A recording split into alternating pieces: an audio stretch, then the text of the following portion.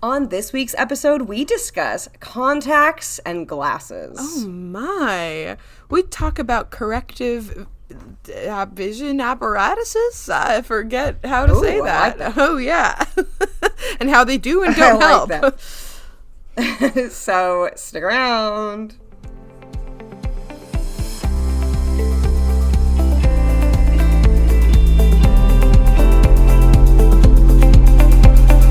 Hello and welcome to Rare with Flair, the podcast where two best friends with the same rare disease are out here living our best lives. I am your host, Casey. And I'm your host, Cassandra.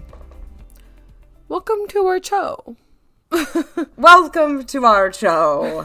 You're reminding me of the tiki room, and that makes me very happy. It's showtime.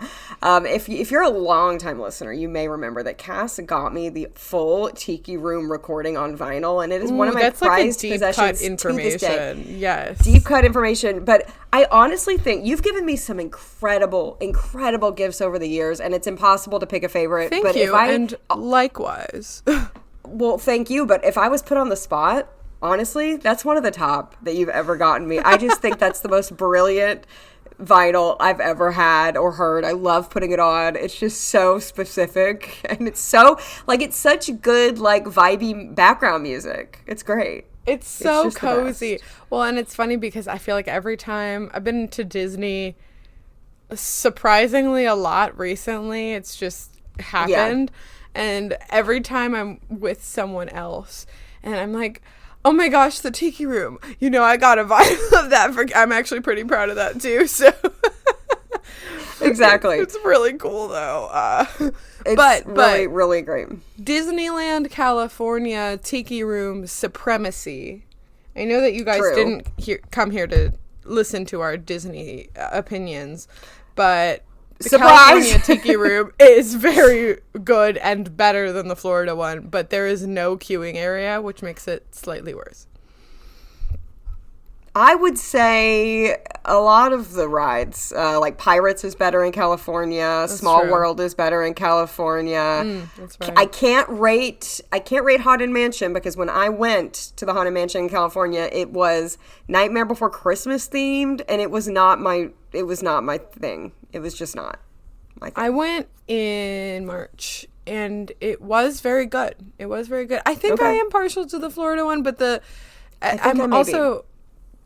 queues are just way better in Florida because when they made Disneyland, it was the first park, and they learned so much more about industrial engineering and how to make people enjoy waiting, sorta. But the queues are all outside under no shade in California. That's very true. It is really very unfortunate.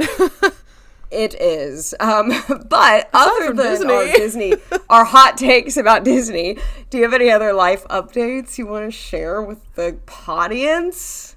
Do I have any life updates? I don't think so.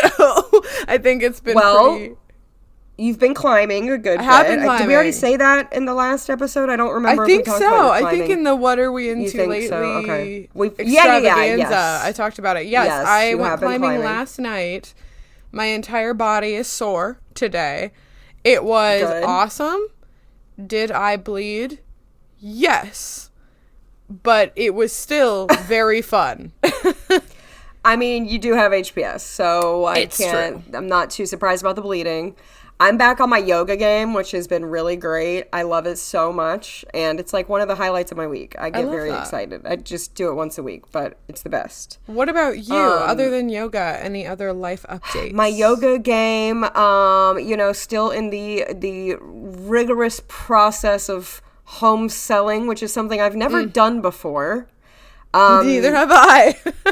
Yeah, it's a usually you are renting and you're just okay, bye, and you leave, and the landlord has to deal with whatever else. And maybe you have to break the lease, because I had to do that when I moved to this place, but still. Right. So it's a journey. It's a journey. There's been a lot of behind the scenes drama, and by behind the scenes I mean Cass knows about it, but the audience is not going to know about it because I don't want to air out anybody's drama on the podcast. But let's just say we've had some a little bit of moving drama, but you know what? It'll all be all right. Nothing that involves her lovely fiance. It's just the process of selling the process. Home. Thank you for clarifying. Yes, just don't fret, everyone. Just the process of selling the home, but it'll be fine. Besides that, not too much to say, really. Yeah. But been good. Been doing well. Can't believe the year is flying by. Absolutely. It's crazy. I will see you, hopefully, in like a month and a half. Yeah, we say hopefully now because we're afraid. I know. We were so sure about ATS, and you know what? God had other plans, and that's okay. God had other plans. You will be seeing me in July. Yay. We hope and pray. Very excited for our next conference, which will, time will fly by, and that will be here before we know it. It's like in 6 weeks or something. So I cannot wait for that. It's gonna be awesome. But yeah. I kind of had this. If you don't mind, if I take the reins, please take the reins. Because I feel like yeehaw, giddy up. Yeehaw, take those reins. Partner. Howdy, partner. I kind of came up with the idea for this episode. So Cassandra and I, and Cass, I don't know if your amazing brain is going to remember when our last episode was that we talked about glasses. I think the episode was called Blind People Wearing Glasses. Yes, yeah. I don't remember, it was probably actually. Like 4 years ago at this point, I want to say. It was like 2022. Maybe I want to say it was a good little while ago. If you haven't heard that episode, it does give some context if you're listening to this and you're very confused about why people that are low vision would benefit from glasses. I don't think we need, or contacts for that matter. I don't think we need to like jump into that as much because we have covered that many times in the past, that glasses and contacts do not correct our vision, but they do help a little bit. And depending on if you have like an astigmatism or other issues with your eye on top of your eye condition, in our case, albinism, Hermansky Pudlak syndrome. Yeah. Largely those are genetic as well. Maybe not recessive like our condition, Hermansky Pudlak syndrome or albinism for that matter. But yes, absolutely. And by the way, you were bang on. I went and looked it up. February 2022. The reason I remember, the reason is because that is when I got glasses in 2022. Okay, wow. So Cassandra, so we have visited this topic before. Cassandra's been a long time glasses wearer. I have not been as long of a glasses wearer, but we wanted to give an update because Cass has been experimenting with contacts. I have been experimenting with bifocals, and by experimenting, I mean I've had them now for quite a few months at this point. And we just wanted to give kind of an update on how we feel about these tools. I'm going to call them tools, I guess. They are tools. Glasses, contacts. Tools, how we feel about them.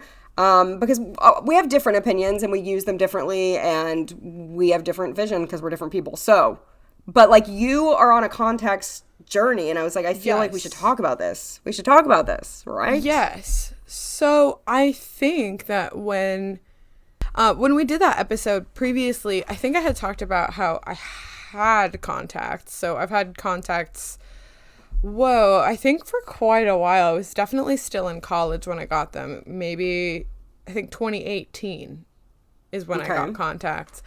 But there was a period that I wore them consistently. And then for whatever reason, honestly, purely aesthetic probably, I decided to mostly wear glasses. I kept contacts so that I could wear them at specific times. So my contacts are a little bit different than the average contact. They're still like soft contacts. They're like, I don't actually know that much about other kinds of contacts, to be honest.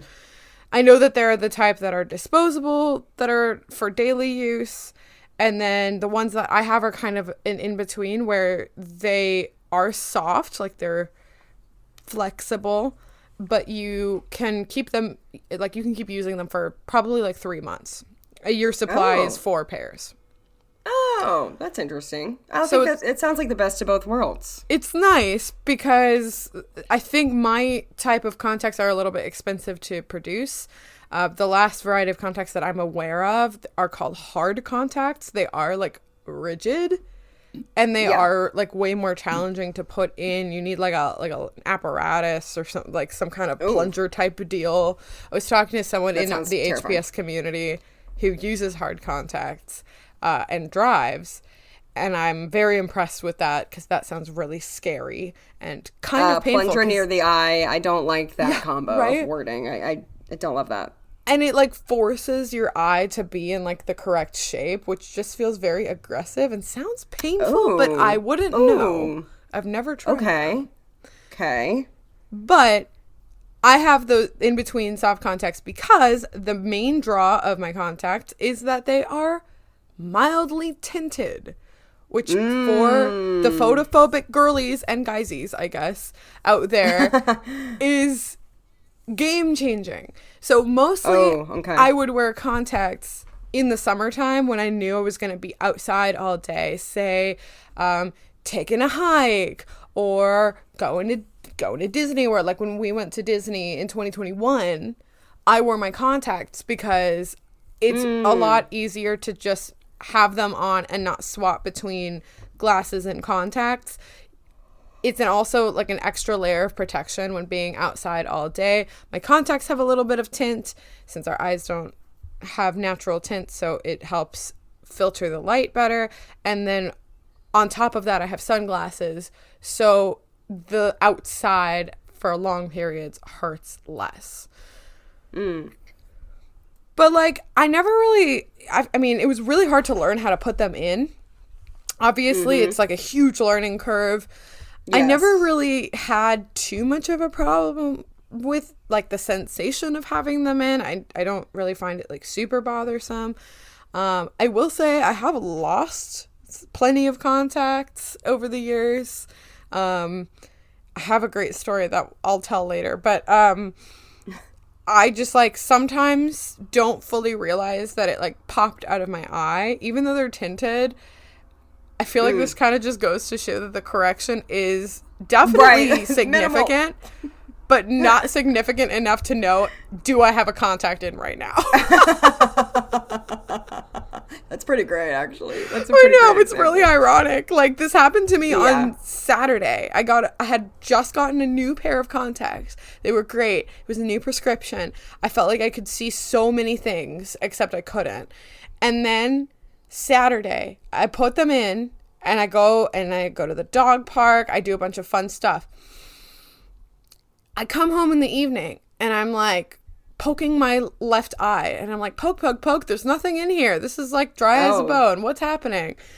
And wow. I'm like, oh. And I try to look really closely because they change my eye color slightly since they're tinted in a very light gray. So they're almost like little sunglasses where my eyes are like a really, really, really pale blue. And when I have them in, they're more of a normal blue. And so like I look really closely at myself in the mirror and I'm like, I think my eyes are the same color. I don't think I have a contact in. So I was like, oh my gosh, it must have fallen out in the morning.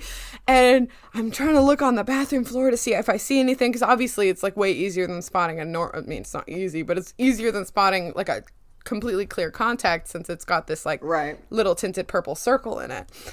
And so all of a sudden I hear a little and I'm like, oh my God. It had dried out on the floor and I stepped on it. Oh no. Rest in pieces.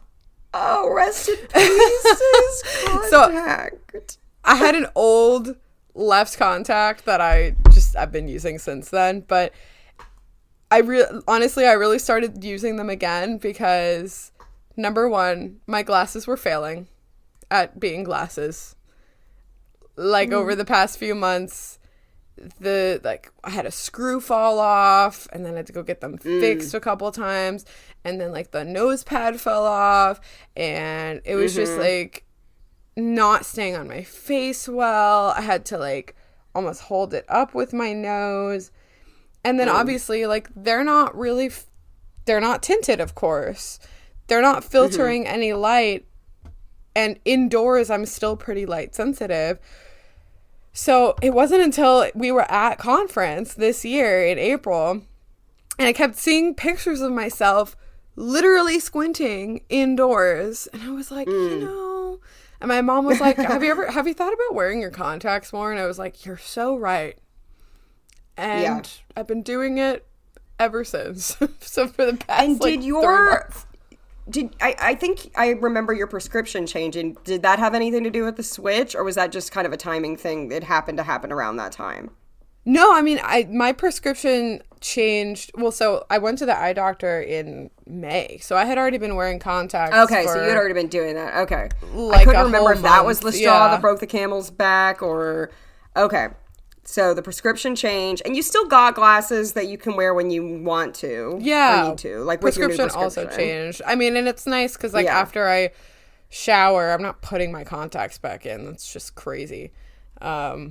Like nighttime. Most contact wearers wear glasses at night. Like exactly, that's normal. Yeah, that's right, normal. Right. So like. And they are really cute, the new ones, but... They're very similar to the old ones, but they are, like, really nice to also just have as a backup in case, God forbid, I lose another contact, but... Of course. I could go on, but I know that, like... Oh, yeah. I know that you have something. I do have a funny contact story, though. And I do want to hear it. I'd love for you to talk. No. I want to hear more. But I've never... I haven't talked much about my contact journey on this podcast, and if I have, it's been a long time. I've talked about glasses and my feelings about them and all of that. But I will say I tried contacts for the very first time in 2nd grade, which is quite young. That's to try really contacts. Young. Whoa. Quite young. I didn't like them at all, and it wasn't really even just the contacts. I didn't like glasses either, because they tried glasses on me multiple times on and off in my childhood. Mm-hmm. I remember trying contacts again in the 6th grade, so I was around 12. And I, once again, did not like them. I remember, like, rubbing my eyes during the school day and a contact just, like, popping out of my eye. And I was like, it fell out. Yeah, like, I didn't like them. But one of the main reasons I didn't like them was because my prescription, I'm very, very nearsighted. My prescription corrects my far sight, like, corrects my far away vision, but it makes my up close vision worse. Mm-hmm. So, really, and we've discussed this, but the only option for me is bifocals. Like, the only option. If I'm going to wear any kind of correction, I have to have 2 different prescriptions in there. Right. That makes sense. And to interject, I was actually going to do this if you weren't going to do this. Go ahead. I am farsighted, which is why I have worn a prescription, glasses mostly, since I was in 2nd grade. Yeah, exactly. So you've been more like consistent with it. Yeah, because like it actually helps me more because I have to be close to read things. And if I don't, I mean, I can still sort of read them without correction, but it definitely creates a lot of eye strain for me. So it really benefits me to have a prescription because I am farsighted, which is ironic. And you'll see this in the albinism HPS community. You'll see just the variety of people who either don't wear them, sometimes wear them, always wear them, have worn them since they were a child, have only worn them recently, all that. So anyway, I went to the eye doctor about a year ago. My prescription changed. My vision has gotten a little worse, and I don't know if that's just like regular aging, probably. Even though I feel like that's not supposed to happen until you're like 40. I'm like, oh, cool. Okay. That's great. Yeah, it's okay. It's fine. But, I have gotten a bit worse, and my eye doctor basically sat me down and he was like, this has to be helping you. Cause I would always say like glasses don't help. I'm not going to wear them. They don't help. And he was like, they have to help you a little. Like I can tell they're helping you a little. And I was like, yeah, a little, but like it messes up my up close. And he was like, you've got to get over it and do bifocal. Like you've got to do bifocals. I had tried progressives. I couldn't handle it. I didn't. I think the nystagmus messes me up, which is like can you for bifocal the folks without the line at home who don't know anything about progressives? Yes. Progressive lenses are like bifocals, but they don't have the visible line on the lens. And it's kind of like you look through this little hole at the bottom of your glasses for the other prescription. But it made me dizzy. It didn't look right. I couldn't see. I felt like I couldn't see anything. Is it like an old kind of, not even dome, but like an old handheld magnifier that has that little bubble that you can look through to see things closer?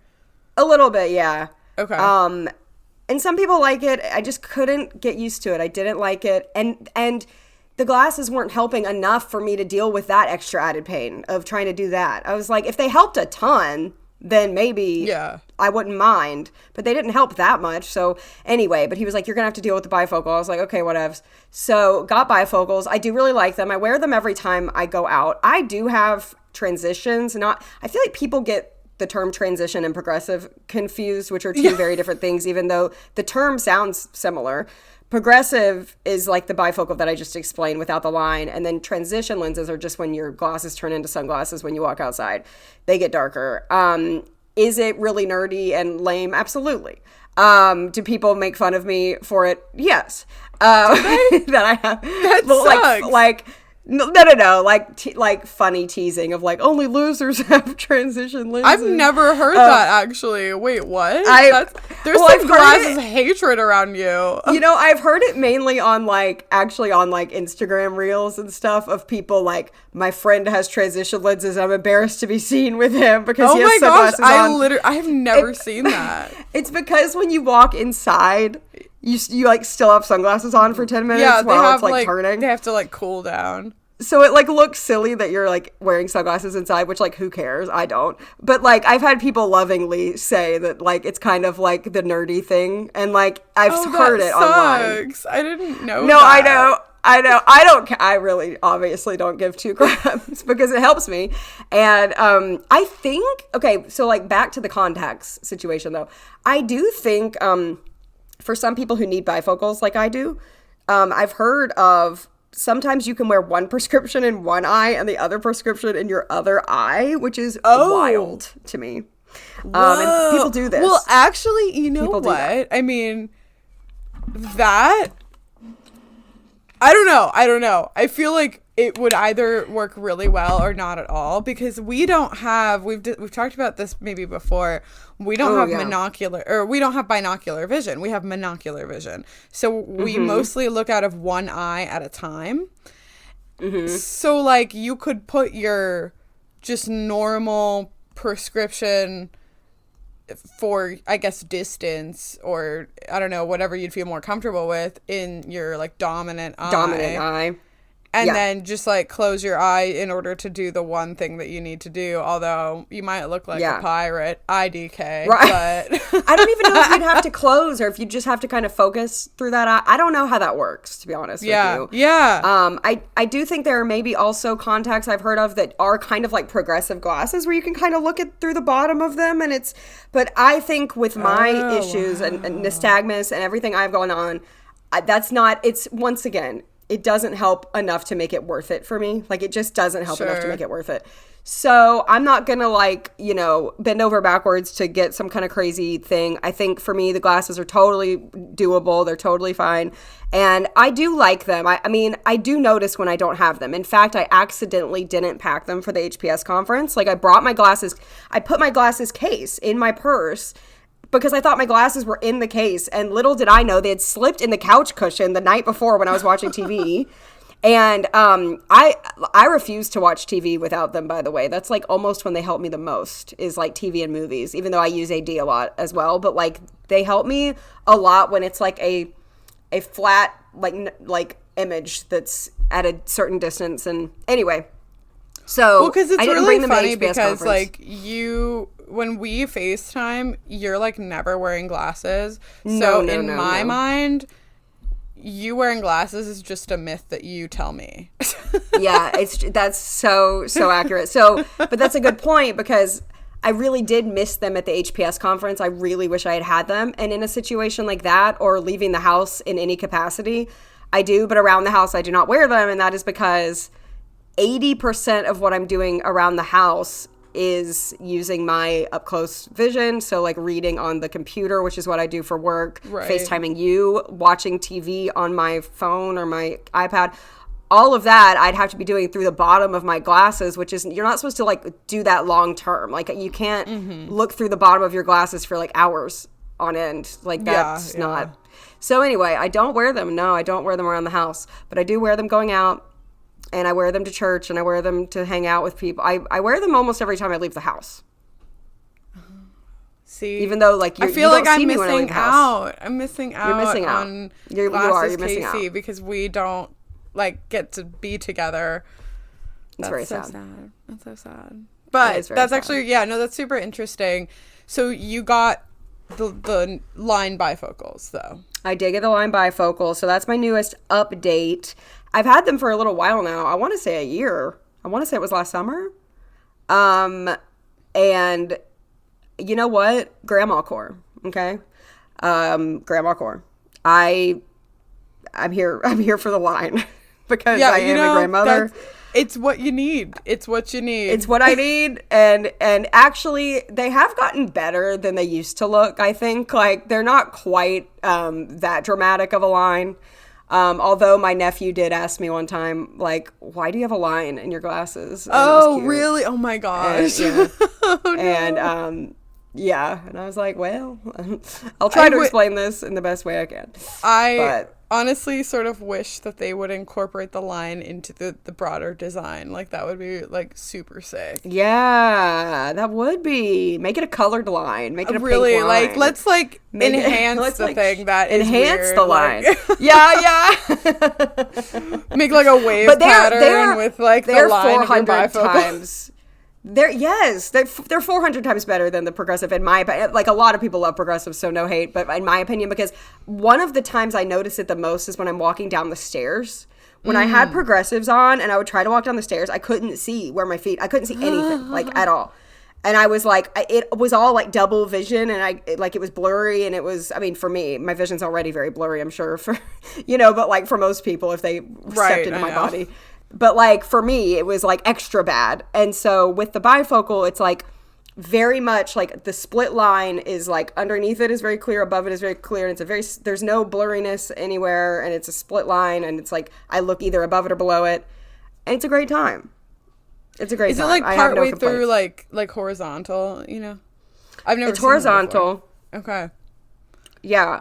I've worn them with you, but it's not, you'd have to get up close. I mean, to see I the can't, line. I've never worn bifocals or progressives because like my vision is I will send you a picture.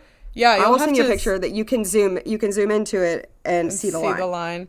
That's so funny. Mm-hmm. Well, actually, I do kind of relate to that because my new glasses prescription, I feel like really, really helps my up close vision. I do notice that my distance vision is a little blurry, so I'm actually kind of glad that I'm not. Opposite I could complain. And I may, but at the same time, I don't wear my glasses consistently anymore. So I wonder if I were to go out, like maybe it would really bother me. But I noticed that like recently, like last night I was wearing my glasses around the house and I was like, I honestly think that this does not look as clear, which is interesting because in like the eye doctor's office, they do the 1, 2, and then, when he showed me what would become this prescription, I was like, oh, wow, like it's way clearer. So like, I don't know, it felt right in the moment, but then when I actually got the prescription, I was like, oh, huh. I heard from my eye doctor that, so I asked him when my prescription changed, I was like, does that mean my vision has gotten worse? And he was like, yes. He was like, but I will say when you're already really low vision, like you are, getting the most accurate prescription is not always easy. Like sometimes sometimes your prescription quote unquote changes when really it hasn't changed. You just didn't get the accurate one the first time because we can't see the letters anyway. Yeah. So then they're like, is it better this way or this way? And it's like, I don't know. It looks kind of both bad to me. And then you're like choosing, because they do the prescription based on what you're choosing. And if we're not confident in what we're choosing, then he was telling me like for a person with low vision, it's very hard to get an accurate reading all the time on prescriptions. So, you'll get close enough, I guess. But yeah. Yeah. And I think that's probably it. I mean, I feel like that's a good segue into, I want to talk about like the gaslighting experience of going to the eye doctor when you have low vision, because it's very, very confusing. But before I do that, I want to tell this context story. So yesterday I went climbing, right? And I'm climbing up a wall, and my trainer / friend is belaying me, and you know, I'm feeling good, and all of a sudden my left contact just pops directly out of my eye onto like my left leg, and I was like, oh my. And my trainer was like, what happened? Like, you're doing fine. And I'm like, well, my contact just popped out of my eye.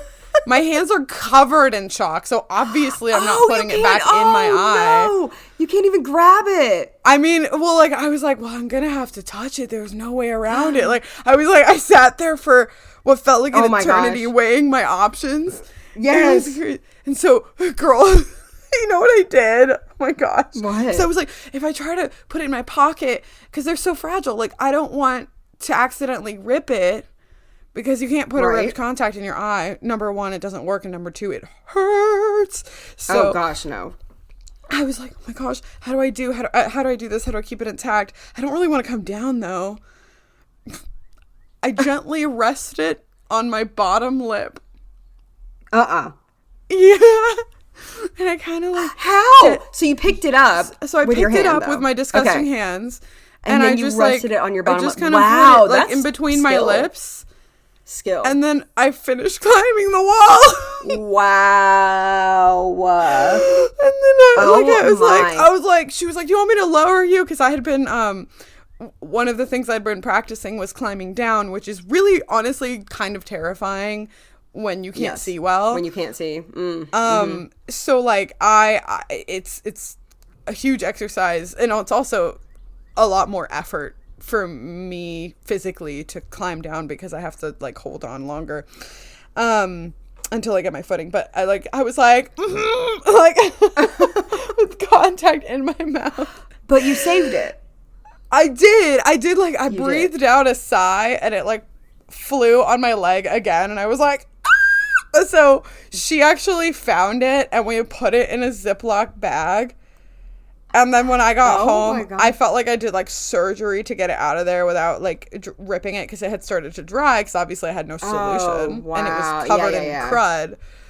So yes, it is fine. It's currently in my eye. I like washed it several times with the solution and then just like let it sit in solution overnight. And I put it in this morning and it you know, it was very clean. It didn't burn at all. Like it was good. But like good. Imagine that. Imagine that. It makes a great story for the pod. You know, and glasses and contacts can equally give you trouble because glasses, they get dirty easily or they break. Contacts be falling out of your eye while you're bouldering. You know. Oh my god. The normal stuff that happens when you're wearing contacts. You know, when you have to hold it in your mouth while you're climbing. It's like a normal just everyday normal people stuff. Yeah, just normal girly stuff. Just girly things. And again, this proves that my contacts aren't, because that was my left eye is my dominant eye. So this just proves that I really like don't necessitate them for functioning, especially because I have better distance vision because I'm farsighted. So it really didn't make that much of a difference. Like, oh no, it really does not. I mean, we can't stress that enough. We really can't stress that enough. But do you ever have times, I know you were talking about being gaslit at the eye doctor, but this kind of goes along with that. Do you ever have times where like they really do be helping like a lot and you're like, wow, like this is helping me a lot. And then there are times where it's like, this didn't help me at all. I had no idea. Right, exactly. Like no help. Yes. So when I got my new prescription of contacts and my eye doctor is really close to where I work, so I can walk from work to the eye doctor. I put them in and I was like, oh my gosh, I can see everything. And then I like this. They're really nice at the place I get my eyes checked and get my contacts through. Like they're super sweet. And one of the ladies at the front desk like says something to me and like the sink is in the hallway and I'm not far from the front desk, mind you. I look over, I still can't see them at all. Like no, exactly. Like, it's like I'm standing close to someone and I still literally can't see their face and I'm like, well, no. when it counts, they don't really help much. But when it's like random things that don't matter that they help. So like when I put my glasses on for the first time, I was standing in front of an awning of a store and it looked like a green awning. And then I put my glasses on, I realized it was a striped. We've talked about this before. Yes. It was striped, green and white. So it helps with like things like that. But like, is that going to change my life? That. No, right. I noticed that. I was like sitting at my desk at work and I look at a wall through the window that's next to my desk, and I was like, oh, the way the sun was hitting it, I was like, that wall has texture. Oh my gosh, I'd never really noticed that before. I thought that wall was like flat. But like my manager walks over and she starts talking to me in front of the window, and I'm like, well, I still can't see her face at all. Exactly. No, so at my Bible study, I used to wear my old glasses, and then when I got my new prescription, in the big, like, in the sanctuary, they have all these lights hitting the stage a certain way. And I realized when I got my new prescription that there was like the lighting, I like saw parts of the lighting design that I hadn't seen. I was like, oh, these lights are like hitting. It almost looked striped, but it was the lighting, right? Like hitting this black wall. But pre-glasses or this new prescription, I thought it was just a black wall. I didn't see the lighting like hitting it. So like, yeah, it helps random things. But like, does that matter? Am I ever going to care about seeing this lighting or seeing the stripes? No. Like, does it actually help me like see people or like recognize people smiling or anything? No. Does it help me see inside cars? No. Does it help me see like anything I really need to see? No. But sometimes if there's a random texture, like if there's a random texture of something, maybe it'll stick out a little more, and there you go. You got that at least going for you. It was hysterical because I was with my mom like recently. I don't even remember. I had seen her a couple of times in like quick succession after I got this new prescription. I think it was like the next day, because we actually went to go pick up my glasses, and my mom also got new glasses from the same place, so we went together, and there were like 2 signs that I could like kind of read, and I was like, right as we were next to them too, but I was like, free parking, and then like there was like a truck carrying a big box that was probably furniture or something, and it said like team lift. I guess you need multiple people to lift that, and I was like, oh wow, I could read that. And I look over at my mom. I can't see her, so yeah. Do they help when it counts? Not necessarily. No. I just sent you a picture. We can do this live on the pod. I sent you a picture of me in my glasses. I want you to zoom in as far as you possibly can. Oh, that is so funny. I like try to see the line. It was, yeah. Do you see it? Okay, I do. I thought it was like a scratch. No. I was like, what's wrong with your glasses? I will say I do like that it's under my eyeball. Like it doesn't cut through your eye. In the middle of your eye. Right. Yeah. If you're talking to someone and you're making eye contact with them, they're not like looking at a line through your eyeball. Like it's underneath. But yeah, that's what a bifocal looks like. It doesn't even go all the way across. It goes like halfway across. So I'm showing Cass this bifocal. It does look like a scratch. That's what it kind of looks like. It's funny. Yeah, no, that makes a lot of sense. Yeah, but you know what? It does help. So I'm all here for it. I swallowed my pride, guys. I swallowed my pride. I said, I'm bifocal and let's do it. And everybody will probably be there at some point in their lives, actually. Not everyone becomes disabled, but everyone usually needs a bifocal or glasses, corrective lenses at some point. And you never know when that may be. Yeah, my mom had like really, truly excellent vision for a lot of her life. And it wasn't until she was like in her 50s that she was like, oh, geez, I really need something corrective because, or even late 40s. Yeah. Like she was like, she would get reading glasses, like the cheap ones you can buy over the counter. And then at a certain point, they stopped helping as much. So she just like needed to get she also has she has progressives, not bifocals, but but yeah, like she also needs the double prescription and like most it helps her people, a ton. Not that your mom is older, but most older people or people 50 plus do usually need that double prescription because you become more farsighted as you get older. because you see like adults holding their phone like really far yes, from their so face far from their stuff faces. like that, which terrifies me because I rely on my near vision so much that the thought of it getting worse is terrifying because that's like all I use basically. It's so funny because being farsighted but being low vision is a very deeply confusing experience because I know I kind of wish I were though a little bit. It's nice because sometimes I can read things sort of at a distance a little bit better than I know you can. But like I'll hold my phone far from my face and the letters are clear, but I can't see them. Like it's so weird. Oh, that's weird. No, I get it. I get what you're saying. No, I get exactly what you're saying. Like you find the place where it's clear, but you still can't. But I can't read them. I have to hold it closer. That makes a lot of sense to me, and that's not my experience. Like when the place for me where it's the clearest is very close, but I get what you're saying because I can kind of understand. And when Cass and I are together, if she can't read something on like a book or a medicine bottle or something, sometimes I can. You can.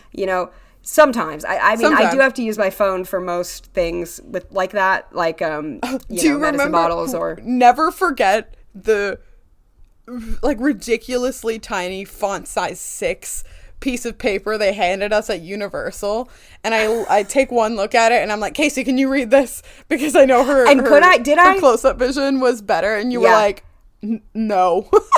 No, I couldn't. Not even a little bit. I couldn't even do that. That was really bad. I was like, you guys need to read the room of who you're handing this to. It was I mean, she has a cane. I have a dog. Yeah.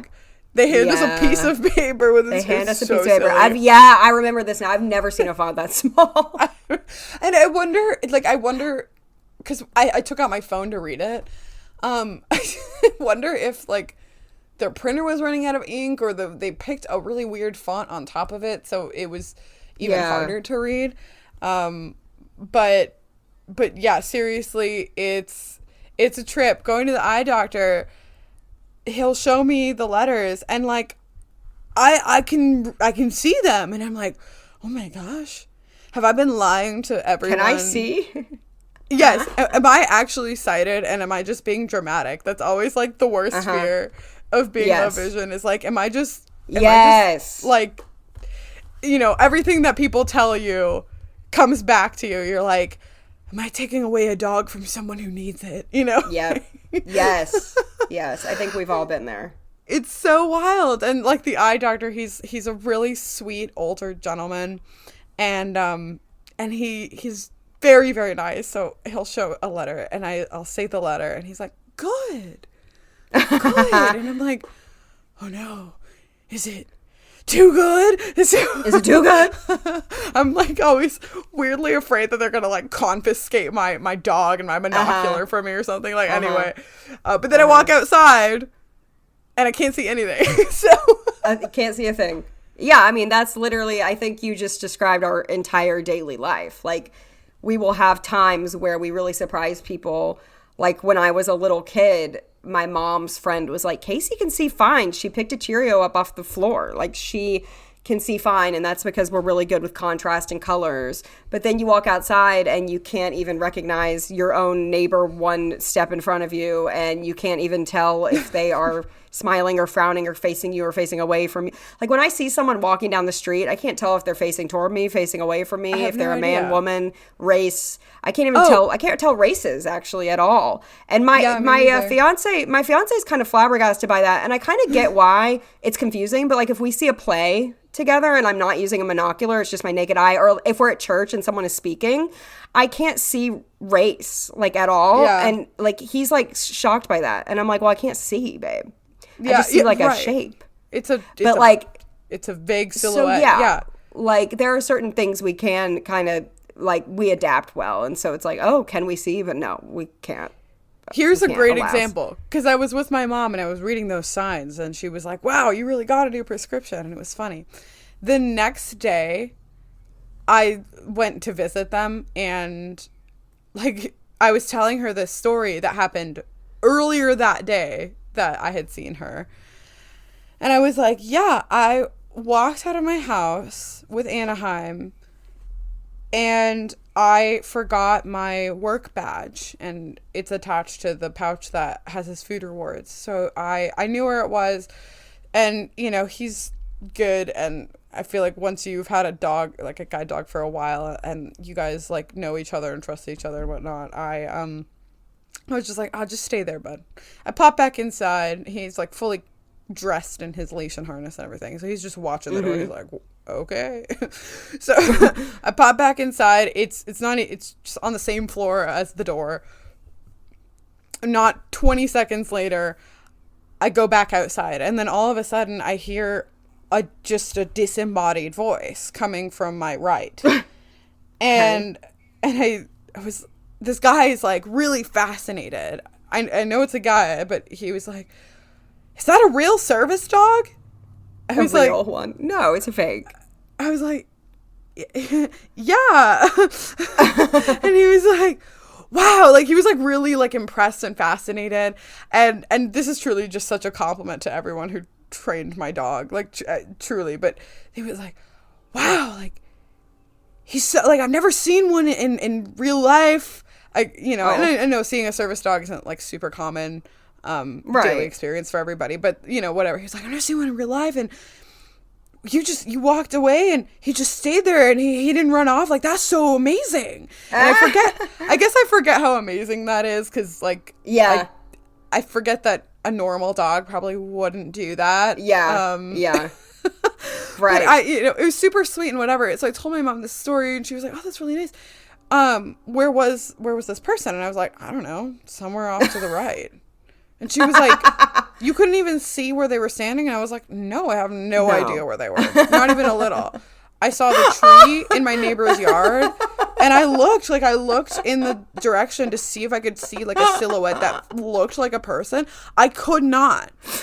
I'm genuinely belly laughing, because why is that so real? I could not. She was like, why is it your so life real? Is so wild. No, it's literally disembodied voice, and, like, I can't, sometimes I literally don't know where they are at all, and I just kind of, you know when this happens every time? This happens every single time I enter a store, and they say welcome to the store. Like, they're like, welcome. Thanks, I say to the wrong direction. And I want to look in their direction and say thank you or hi or whatever. And I literally feel like they're to the right. I'm looking all the way to the left, like, hey. Like, because I never have one time seen where they are. Never one time have I seen where they are when I'm walking into a store and they say, hey, welcome. Hey, how are you? I'm fine. And I'm looking completely wrong. I have no idea where they are. Yeah. Ever. It's kind of stressful because I feel like a dummy. I know, because, like, people don't know, and it's so confusing. I mean, we've just spent, like, almost 50 minutes talking about nuances because our vision is confusing, even to us. I feel like there are things that I shouldn't be able to see that I can, and things that I can see that I feel like I shouldn't, or vice versa. It's very confusing, and I don't even really understand it well enough to fully describe it, let alone that people who have never met someone with low vision understand what our experience could be like, because obviously, like you said earlier in this episode, even from person to person, and that's why degree of variability. Yeah, if you or someone you love is low vision and you're kind of going through the growing pains of, like, are glasses for me, are bifocals for me, are progressives for me, are contacts for me, is a single prescription good for me, is your contacts are tinted, is tinted best for me. I mean, there are and then hard contacts, soft contact, nothing.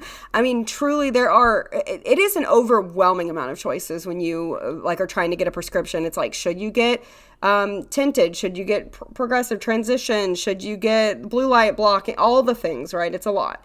And so just know that when you're low vision, it just adds on an extra added thing. Like, a lot of people have to get glasses in their lives, but we have this extra added thing of, like, glasses are not going to correct it, but do they help us enough, and how much, and what's going on? So, like, we're in that boat too. And I think, like, knowing a lot of low vision people, it's just so specific to every individual. A lot of people don't wear anything. A lot of people do. A lot of people do as kids. A lot of people do only as adults. Totally depends. But But yeah, I mean, I think there are tons of things to try. Yeah, absolutely. So I also, if you have like any amount of remaining vision, beyond mostly shapes and shadows, if you have some remaining vision, I do recommend going to a low vision optometrist. There are specialized optometrists, which is how I got tinted contacts in the first place.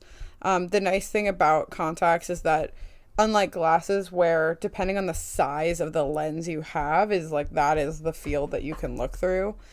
So you have to move your head a little bit more, but contacts follow your eyeball, like your pupil, as it moves around in your eye. So like you're always having some amount of prescription on your eye, which is actually also really beneficial. Another reason why I've been wearing them more.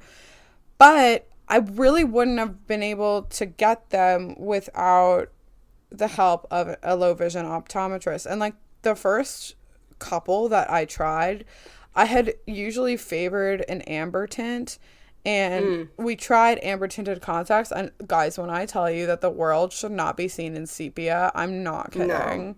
No. It was actually kind of a nightmare. It's wild how amber everything was. Ugh, no. It was creepy. Like it was really unnerving. But then how the gray, I can still see colors. If it's like a little too dark in the room, I do have a harder time distinguishing colors because of the tint.